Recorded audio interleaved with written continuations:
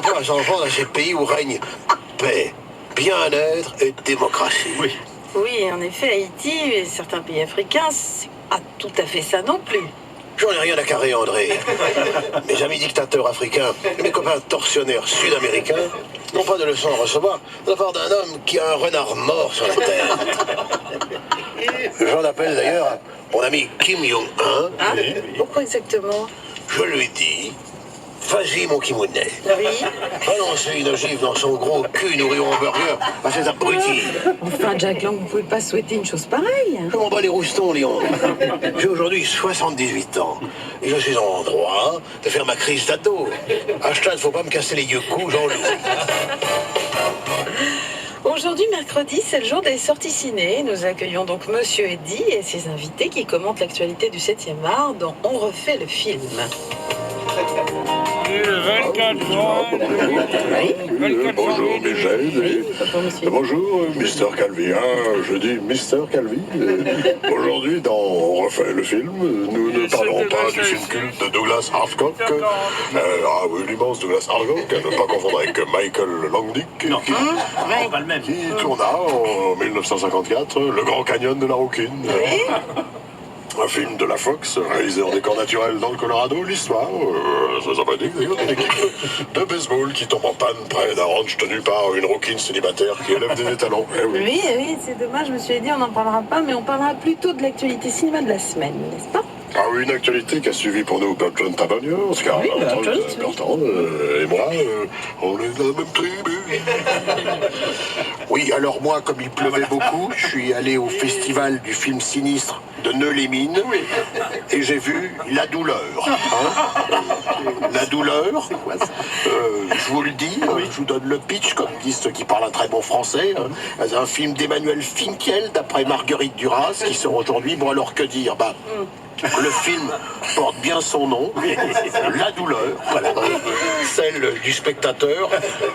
Après ça, comme il me restait des unités sur ma carte UGC, je suis allé voir Anna de Andrea Paloro avec Charlotte Rampling, l'histoire d'une femme qui doit survivre à l'arrestation de son mari. C'est pas super rigolo, mais comme il parle pas fort, on peut dormir. Merci Bertrand Tavernier pour ces conseils. Je crois que Monsieur Eddy reçoit un acteur français de premier plan. Bonjour Lambert Wilson. C'est gentil d'être passé, Lambert, mais vous n'êtes pas à l'affiche cette semaine. Si, car je suis disponible en replay. I am available in replay. Sono disponibile nel ripletto. Ah oui.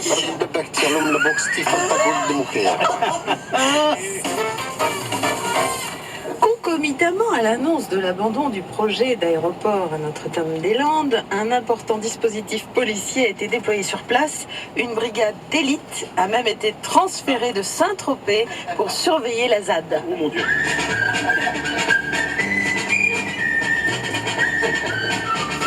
Garde à vous, messieurs, l'heure est grave, très grave. Notre ministre, Monsieur Gérard Collomb, nous a demandé de préparer discrètement l'évacuation de la ZAD. Mais pourquoi il faut faire évacuer, chef? Si ça leur plaît de dormir dans des cabanes en bois et de manger de la soupe aux choux tous les jours. Mais enfin, Fougas, les ordres viennent de tout en haut. Le président Emmanuel Macron lui-même a été clair. Plus de zones de non-droit sur tout le territoire. Terminer le camping dans la boue et la culture des herbes. D'ailleurs, où est encore passé le maréchal des logis Cruchot? Je l'ai là.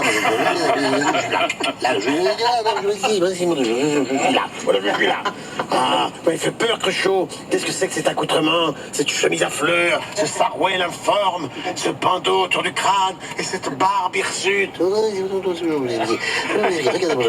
C'est une fausse barbe. Regardez, si je dis, plus de barbe. Voilà, je vous ai terminé la barbe. Dis, chef, je peux pas les infiltrer, moi aussi, les zadistes. Il paraît qu'ils foutent rien toute la journée. Taisez-vous, Fougas, taisez-vous. Laissez Cruchot finir son rapport. Donc, tout de suite, alors voilà, à la cantine communautaire, j'ai repéré une meneuse, une horrible meneuse, déguisée en épouvantail, avec des lunettes rouges. Alors, ni une ni deux, pendant qu'elle mangeait ce tofu, je suis approché à pas de loup. et là, pif, paf, paf, un coup de gamelle dans la caboche.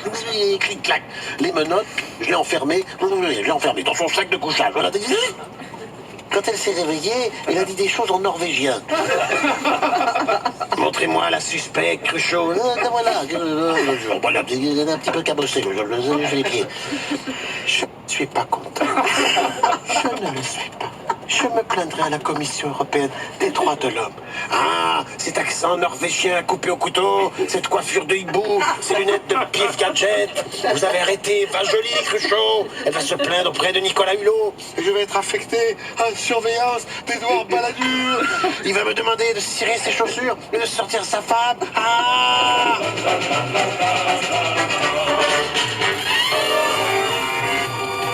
Au garde à vous, tout cela sera rediffusé chez Stéphane Carpentier et Christelle Rebière. Tout à fait. Dans RTL Midi, voyez-vous, il sera à 13h50. Voilà.